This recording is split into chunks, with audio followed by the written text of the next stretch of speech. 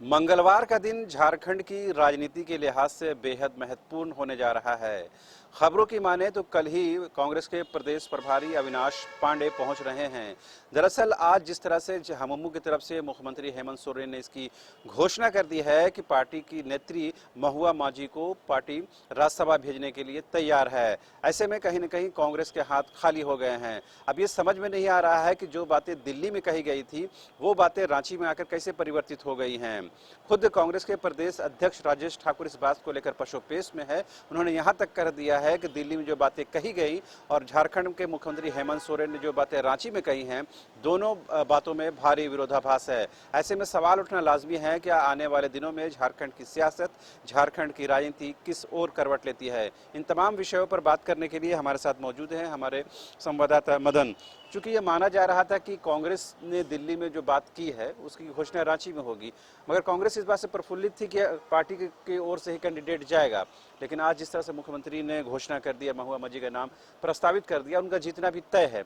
ऐसे में कांग्रेस के लिए क्या विकल्प बच जाता है? बिल्कुल, देखिए कांग्रेस के हाथ खाली हो चुके हैं। कांग्रेस के नेता काफ़ी आशान्वित थे और जिस तरह से लगातार कांग्रेस के नेताओं की तरफ से ये बातें की जा रही थी कि इस बार जो राज्यसभा की एक सीट है उस पर दावेदारी कांग्रेस की बनती है, क्योंकि पिछले बार गुरुजी को राज्यसभा भेजा गया, इसलिए कोई आपत्ति नहीं हुई है। तो इस लिहाज से इस बार का जो है वो एक सीट पर दावेदारी कांग्रेस का बनता है। इसलिए आग्रह, विनती, तमाम तरह के जो कोशिशें हैं वो की गई और जो प्रदेश अध्यक्ष राजेश ठाकुर, उन्होंने कहा कि वो बड़ा दिल दिखाएंगे। तो अब वो सारी बातें कहाँ चली गई? इन तमाम चीज़ों के पीछे का राज क्या है? आखिर इतने बड़े निर्णय जो रांची आकर के बदले गए, कांग्रेस के आलाकमान सोनिया गांधी से बातचीत हुई, मुख्यमंत्री ने काफ़ी पुल बांधे उनसे मुलाकात के बाद कि उनसे हमारी बातचीत काफ़ी अच्छी हुई है। मौका कम मिलता है उनसे मिलने का, क्योंकि वो काफ़ी व्यस्त रहती हैं, देश स्तर पर उनको सब कुछ देखना होता है। तो ऐसे में जो बातें हुई है वो प्रदेश के विकास से लेकर के सरकार के तमाम चीज़ों को लेकर के बातें हुई और सब कुछ ठीक है, ऑल इज वेल का दावा किया गया। यही हम समझना चाह रहे। दिल्ली में जो अब लोग मान रहे थे और कांग्रेस के लोग ये बिल्कुल यकीन कर चुके थे कि पार्टी की ओर से कैंडिडेट जाएगा, जैसा कि मुख्यमंत्री हेमंत सोरेन ने भी कहा था, पॉजिटिव है साइन उन्होंने दिखाया था। लेकिन अब 2 दिन पहले का अब रांची में जो बैठक हुई झामुमो विधायक दल की, जिसमें जिला अध्यक्ष, जिला सचिव भी थे, वहां की बैठक के बाद केंद्रीय सचिव जो है, महासचिव है सुप्रियो भट्टाचार्य, उन्होंने जो कॉन्फिडेंस के साथ और जिस आत्मविश्वास के साथ कहा कि हम हर हाल में कैंडिडेट देंगे। तो क्या कांग्रेस ने रांची में ही तय कर लिया था, दिल्ली में सिर्फ दिखावा था? इस बात को हम नहीं मान सकते, क्योंकि दोनों दलों के तरफ से दावे जरूर किए जाते हैं, लेकिन फैसला मुख्यमंत्री को लेना था। जो जवाबदेही थी, जो एक तरह से चुना गया था इस बातचीत के लिए, वो मुख्यमंत्री को चुना गया था कि वो दिल्ली जाकर के केंद्रीय नेतृत्व सोनिया गांधी से, कांग्रेस के जो नेता हैं उनसे वो बातचीत करेंगे। तो अब दोनों दल के नेता अपने अपने पक्ष की बात कर सकते हैं। जरूर मानता हूं कि सुप्रियो भट्टाचार्य जी ने भी इसी तरीके से अपने पक्ष को रखा और वो कह रहे हैं कि आखिरी वक्त तक भी जो है हमारे उम्मीदवार होंगे। तो कांग्रेस भी इसी तरह से दावा करती थी, लेकिन जो बातें दिल्ली में हुई सोनिया गांधी से, और जो अब कांग्रेस के ही नेता सामने आकर के मीडिया के सामने अगर ये बातें रख रहे हैं कि जो बातें उनके नेता के साथ हुई मुख्यमंत्री की, उसमें विरोधाभास है। अब बातें उससे एक कदम और आगे बढ़ती हुई दिख रही है कि फिलहाल जो झारखंड के प्रभारी अविनाश पांडे, वो सोनिया गांधी से मिलने पहुंचे हैं। जो वर्तमान में हालात उत्पन्न हुए हैं, यानी कि जेएमएम के तरफ से जो उम्मीदवार की घोषणा हुई है, उसके बाद क्या फैसले लिए जाएं, इसको लेकर के अब मंथन जारी है दिल्ली में। वहीं अब कांग्रेस के जो छोटे से लेकर बड़े नेता जो है अब अपने आवाज उठाने शुरू कर दिए हैं। जानना चाह रहे थे, क्योंकि सोशल मीडिया में बहुत सारे कांग्रेस नेताओं ने ट्वीट्स किए हैं, जिसमें दीपिका पांडे सिंह के नाम ले सकते हैं, इरफान अंसारी की बात कर लें या फिर सुखदेव भगत की बात कर लें। तो इन लोगों ने क्या बताने की कोशिश की?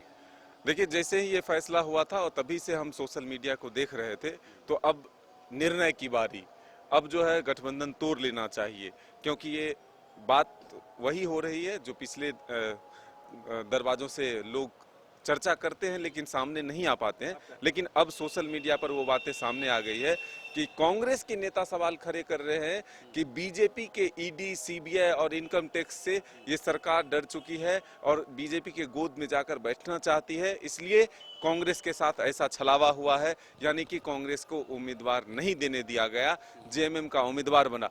तो अब बातें वहां तक पहुंच चुकी है, तो ये कहना अब मुश्किल है कि कल जब कांग्रेस के प्रभारी आएंगे तो उसके बाद कांग्रेस के विधायकों के साथ क्या बैठक होती है या सोनिया गांधी उन्हें क्या मैसेज देते हैं और वो क्या फैसला होता है। झारखंड सरकार पर कोई असर पड़ता है या फिर पहले की तरह सभी बातों को भुलाकर साथ चलते रहना है। आपको याद होगा अविनाश जी जब भी आए करीबन 4 से 5 दफे वो रांची आ चुके हैं और डे 1 से वो कह रहे हैं कि झारखंड में कोऑर्डिनेशन कमेटी बननी चाहिए, यानी समन्वय समिति का गठन होना चाहिए, और डे 1 से जेएमएम को इग्नोर करती आ रही है। लग रहा है कि उस तरह की जो चीजें बढ़ी हैं वो आगे जाके और बिगड़ गई कि हालत ये हो गया कि दिल्ली में कुछ कहा जा रहा, रांची में कुछ कहा जा रहा। अब कल जब अविनाश पांडे आएंगे क्या कुछ निर्णय लेने की स्थिति में वो रहेंगे? देखिए, कांग्रेस और जेएमएम के जो गठबंधन है उसमें अब नहीं लगता ये चीजें कि कोई बात बराबरी की है, जो स्पष्ट रूप से हम लोग देखते हैं। कांग्रेस के तरफ से लगातार दावे किए जाते हैं कि इतने दिनों के भीतर जो है कोऑर्डिनेशन कमेटी बन जाएगी, इतने दिनों के भीतर जो है बोर्ड निगम के अध्यक्ष बन जाएंगे, लेकिन 3 साल बीतने को जा रहे हैं, लगभग 3 साल पूरे हो चुके हैं। अब 2 साल में आप बना करके भी क्या करेंगे? एक सरकार का 5 साल का कार्यकाल होता है, 3 साल आपने ऐसे ही बिता दिया। तो कांग्रेस एक मजबूर दल के तरह काम कर रही है यहाँ पर। एक हम जिस समझना चाह रहे हैं कि वो सभी जानते हैं कि जेएमएम अपने बल पर या कांग्रेस अपने बल पर सरकार नहीं बना सकती है। जब दोनों ही पार्टियां एक दूसरे पर इतना हद तक निर्भर है, तो अगर आखिर किस हिम्मत और हौसले के साथ जेएमएम ने या मुख्यमंत्री ने यह निर्णय लिया? क्या वो भी पुराने राजनीतिज्ञ हैं, उस परिवार से आते हैं जहां पर आंदोलन और राजनीति की ही बीज है, तो क्या मुख्यमंत्री ने आकलन कुछ किया होगा? उनको भी तो लगता होगा क्या समीकरण बनेंगे, आगे क्या कुछ होगा। वो तो ऐसा नहीं कि अचानक से निर्णय लिया होगा, उनका भी अपना कुछ आकलन होगा। पूरा आकलन है और एक राजनीति के तहत जो है, रणनीति के तहत ये निर्णय हुए हैं, सबों को पता है। और राजनीति में कब कौन सा मोड़ आता है और कौन से डिसीजन लिए जाते हैं इसका कोई पहले से निश्चित नहीं होता है और कोई फार्मूला नहीं होता है। अपने हिसाब से फार्मूला सेट किए जाते हैं।